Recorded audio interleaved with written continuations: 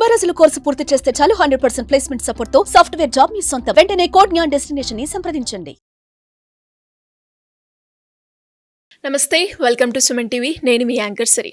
March నెలలో ద్వాదశ రాశుల వారికి ఎలా ఉండబోతుంది, వారు ఎలాంటి పరిహారాలు చేసుకోవాలి, వీటి గురించి ఇన్ డీటెయిల్గా మనతో చెప్పడానికి వేదిక్ ఆస్ట్రాలజర్ ఉమా గారు ఉన్నారు. వారిని అడిగి తెలుసుకుందాం.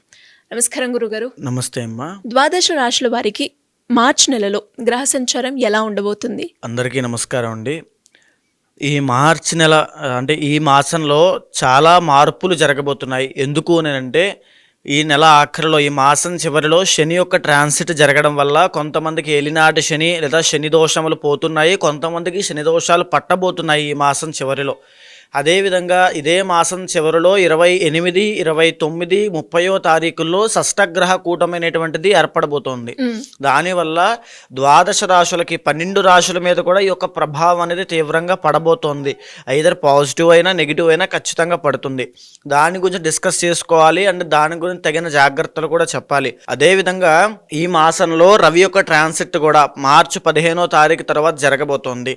మార్చి 15వ తారీఖు వరకు కుంభంలో సంచరిస్తున్నటువంటి రవిగ్రహ సంచారము 15 తర్వాత మీనంలోకి ఎంటర్ అవ్వబోతున్నారు. కాబట్టి దానివల్ల కూడా కొంత మార్పులు అనేవి ఉద్యోగరీత్యా, పదవి యోగాల రీత్యా ప్రతి రాశికి కొన్ని మార్పులు జరగబోతున్నాయి. అయితే ఈ మాసము గ్రహ సంచారము చూస్తే వృషభంలో గురుగ్రహ బృహస్పతి సంచారము, మిథునంలో కుజగ్రహ సంచారము, కన్యలో కేతుగ్రహ సంచారము, కుంభంలో రవి శనుల యొక్క కంజంక్షను. రవి మార్చి 15 వరకు మాత్రమే కంజంక్షన్లో ఉంటారు, ఆ తర్వాత మీనంలోకి వెళ్ళిపోతారు.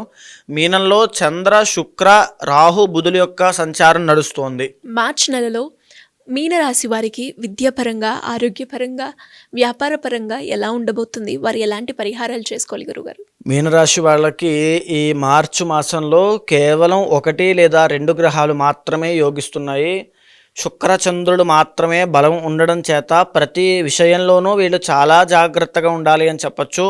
మొదటిగా వీళ్ళ యొక్క ఇది చూస్తే కనుక లగ్నంలో వీళ్ళకి రాహు యొక్క సంచారం నడుస్తోంది. దీనివల్ల ఆరోగ్యపరమైన ఇబ్బందులు, ఆర్థిక నష్టము, సంపాదించిందంతా వెళ్ళిపోవడం లాంటివి ఎన్నో కనబడుతున్నాయి. అదేవిధంగా లగ్నంలోనే ఈ యొక్క బుధుడి యొక్క సంచారం వల్ల కుటుంబ సభ్యులతో దూరం అవ్వడము, వాళ్ళ నుంచి వాళ్ళ యొక్క అభిప్రాయాలకి వీళ్ళ అభిప్రాయాలకి భేదాలు వచ్చి కలహాలకి దారితీయడం లాంటివి ఎన్నో కనబడుతున్నాయి. చాలా జాగ్రత్తగా ఉండండి. 3వ స్థానంలో గురుగ్రహ సంచారం నడుస్తోంది. దీనివల్ల ఫ్లో ఆఫ్ ఇన్కమ్ అనేటువంటిది కాస్త ఇబ్బంది పడడం లాంటివి జరగచ్చు. కాబట్టి కాస్త జాగ్రత్తగా ఉండండి. 4వ స్థానంలో కుజగ్రహ సంచారం అంత యోగించడం లేదు. ఇక 7వ స్థానంలో కేతుగ్రహ సంచారం వైవాహిక జీవితంలో ఉన్న వాళ్ళకి మానసిక ఒత్తిడి, దూరం అనేటువంటిది కనబడుతూ ఉంటుంది. అభిప్రాయ భేదాలు, మిస్అండర్స్టాండింగ్స్ కానీ, మిస్కమ్యూనికేషన్ కానీ ఇవన్నీ వచ్చి కాస్త ఇద్దరి మధ్యలో వాగ్వివాదాలకి దారితీసే అవకాశం ఉంటుంది. అదేవిధంగా వైవాహిక జీవితంలో కోర్టు పరమైన సమస్యలతో ఇబ్బంది పడుతున్న వాళ్ళకి కూడా ఇంకా జాప్యమే జరుగుతుంది. ఈ మాసమే ఒక కొలిక్కి వచ్చే అవకాశం ఏమీ కనబడట్లేదు. 12వ స్థానంలో రవి శనుల యొక్క సంచారం నడుస్తున్న కారణంగా ఆరోగ్యం పట్ల ప్రత్యేకమైన శ్రద్ధ ఖచ్చితంగా అవసరము. ఏలినాటి శనిలో ఉన్నారు కాబట్టి డబ్బులు విపరీతమైన ఖర్చు అవుతూ ఉంటాయి. లేనిపోని అపనిందలు, అవమానాలు, అనుమానాలు లాంటివి మీ మీద అభియోగాలు మోపడం వల్ల ఎంతో మనోవిచారం అనేటువంటిది ఎక్కువ అవుతుంది. చంద్రబలము మొదటి 10 రోజుల్లో ఉంది కాబట్టి కాస్త మనోధైర్యంతో ముందుకు వెళ్ళే అవకాశం కూడా ఉంటుంది. మానసిక ధైర్యాన్ని పెంచుకుని మీ ప్రయత్న బలాన్ని పెంచినట్లయితే తప్పకుండా గొప్ప విజయాన్ని, ఆకస్మిక ధన లాభాలని, వస్త్ర లాభాలని, సువర్ణ లాభాలని, వాహన సౌఖ్యాన్ని ఖచ్చితంగా చూస్తారు. ఈ యొక్క మాసంలో శుక్రబలం ఉంది కాబట్టి విందు వినోద కార్యక్రమాల్లో పాల్గొనడము, శుభకార్యాల్లో పాల్గొనడము, లేకపోతే తీర్థయాత్రలకు వెళ్ళడం లాంటివి, ఈ యొక్క లాంగ్ ట్రిప్స్ వేయడం లాంటివి జరిగే అవకాశం ఉంటుంది. ప్రేమ వ్యవహారాల్లో విజయం పొందే అవకాశం ఉంది. మిగతా అన్ని ఆస్పెక్ట్స్ ఆఫ్ లైఫ్లోనూ ఇబ్బందులు ఉన్నాయి కాబట్టి ఇంటర్నల్ జాతకం ఖచ్చితంగా చాలా అవసరము. ఎందుకనంటే జరిగినటువంటి 2 సంవత్సరాలుగా వీళ్ళు ఏలినాటి శని బాధతో బాధపడుతున్నారండి. ఇప్పుడు జరగబోయేటువంటి రోజుల్లో మార్చి 30వ తారీఖు తర్వాత శని ట్రాన్సిట్ అవ్వబోతోంది. అయిన తరువాత వీళ్ళకి శని లగ్నంలోకి రాబోతున్నాడు. మీనంలోకి వచ్చిన తర్వాత జన్మశని ప్రారంభమయ్యి జన్మస్య దేహ కష్టము అన్నట్టుగా ఆరోగ్యపరమైన ఇబ్బందులు ప్రారంభం అవుతాయి. ఊపిరితిత్తుల దగ్గర నుంచి మోకాళ్ళ వరకు వచ్చేటువంటి ఆరోగ్య సమస్యలు తీవ్రమయ్యి వాటి విషయాల్లో ఇబ్బంది పడే అవకాశం ఉంటుంది. చాలా జాగ్రత్తగా ఉండాల్సినటువంటి సమయం ఇది. దీంతో పాటుగా ఈ మాసం చివరిలోనే షష్టగ్రహ కూటమి వీళ్ళకి మీనంలోనే పట్టడం వల్ల వీళ్ళు ఎన్ని రకాలుగా ప్రయత్నం చేసినా అభివృద్ధి చెందాలని అవన్నీ కూడా ఇబ్బంది పడే అవకాశాలు ఉంటాయి. మీనరాశి వాళ్ళకి ఇది ఒక హెచ్చరిక. ఏమిటంటే జాగ్రత్త కోసము ఎలాంటి బిజినెస్ ఇన్వెస్ట్మెంట్స్ కూడా ఈ సమయంలో మీరు చెయ్యొద్దు. ఎలాంటి విషయాల్లోనూ కూడా ఇప్పుడు తలదూర్చొద్దు. ఎలాంటి విషయాల్లోనూ ఇన్వాల్వ్ అవ్వద్దు. ప్రత్యేకమైన ఆరోగ్య శ్రద్ధ ఖచ్చితంగా తీసుకోవాలి. టైం టు టైం ఫుడ్ తినండి, టైం టు టైం పడుకోండి, టైం టు టైం స్లీప్ ఖచ్చితంగా అవసరము. ఈ మాసం అంతా కూడా ఎలాంటి ఆరోగ్య సమస్య లేకుండా ప్రశాంతంగా నిర్మలంగా సాగింది అంటే గొప్ప అదృష్టవంతులని చెప్పచ్చు. అది కాకుండా ఏదైనా ఒక చిన్న ఆరోగ్య సమస్య ఇబ్బంది పెట్టినా మీరు ఆ దోషానికి ఇబ్బంది పడుతున్నారనే కారణం అవుతుంది. కాబట్టి చాలా జాగ్రత్తగా ఉండండి. మీ రాశిలోనే షష్టగ్రహ కూటమి పడుతోంది. విదేశీ యోగాలు ఎవరైనా వెళ్ళాలి అనుకుంటే విదేశాలకి ప్రస్తుతానికి మానుకోవడం చాలా అవసరము మీ జాగ్రత్త కోసము.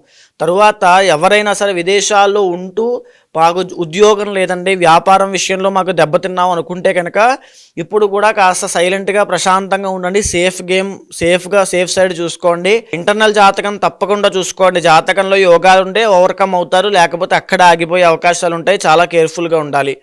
దీంతో పాటుగా శని రాహుల కంజంక్షన్ కూడా వీళ్ళకి రాబోయే రోజుల్లో ఈ షష్టగ్రహ కూటమి వల్ల పడుతోందని దీర్ఘకాలిక ఆరోగ్య సమస్యలు వీళ్ళకి పట్టబోయే అవకాశాలు కనబడుతున్నాయి. కాబట్టి చాలా జాగ్రత్తగా ఉండండి ఆరోగ్యం పట్ల. ఇకపోతే వచ్చిన డబ్బుని సద్వినియోగం చేసుకునేలాగా, వచ్చిన డబ్బుని దాచుకునేలాగా, సేవ్ చేసుకునేలా చూసుకోండి. లేకపోతే విపరీతమైన ఖర్చులకి దారి తీస్తాయి. కాబట్టి వెరీ కేర్ఫుల్గా ఉండండి. ఎలాంటి పరిహారాలు చేసుకోవాలి గురుగారు? వీళ్ళు ఖచ్చితంగా ఇంటర్నల్ జాతకం చూసుకుని తగినటువంటి శాంతి పరిహారములు, పూజలు కానీ, హోమాలు కానీ, జపాలు కానీ, జప హోమార్చనాభిషేక విధి అన్నట్టుగా అవన్నీ కూడా తప్పకుండా ఈ మాసంలో ఖచ్చితంగా ఆచరించి తీరాలండి. జాతకరీత్యా ఎవరికైనా ఎలాంటి సమస్యలు ఎదుర్కొన్నప్పటికీ దానికి తగ్గట్టుగా పరిష్కారాలు చేసుకోవాలి అంటే ఏ విధంగా మిమ్మల్ని అప్రోచ్ అయ్యే ఛాన్స్ ఉందంటారు గురుగారు? తప్పకుండా అమ్మా.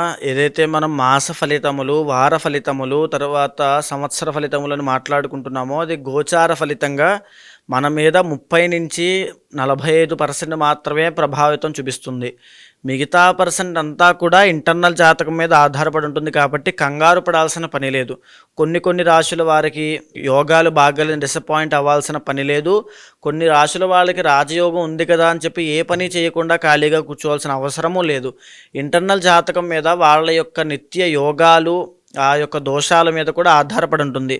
సో ఎవరైనా సంప్రదించాలనుకుంటే కింద కనిపించేటువంటి నెంబర్కి కాంటాక్ట్ చేయండి. తప్పకుండా మా వాళ్ళు మీకు పూర్తి వివరాలు ఇస్తారు. దాన్ని బట్టి తప్పకుండా ఇంటర్నల్ జాతకం చూసి దాన్ని గోచారంతో సమన్వయం చేసి ఏ సమస్యతో మీరు బాధపడుతున్నారో అది తెలుసుకున్న తర్వాత దానికి సరైనటువంటి పరిష్కారము, ఏదైతే పరిహారం పూజలు ఉంటాయో అవి చేయించి తప్పకుండా మీకు ఆ రిజల్ట్ వచ్చేలా చేస్తాను. ధన్యవాదాలు గురుగారు. నమస్తే అమ్మా. సుమన్ టీవీలో మీ పర్సనల్ అండ్ బిజినెస్ ప్రమోషన్స్ కోసం కింది నెంబర్కి కాంటాక్ట్ చేయండి.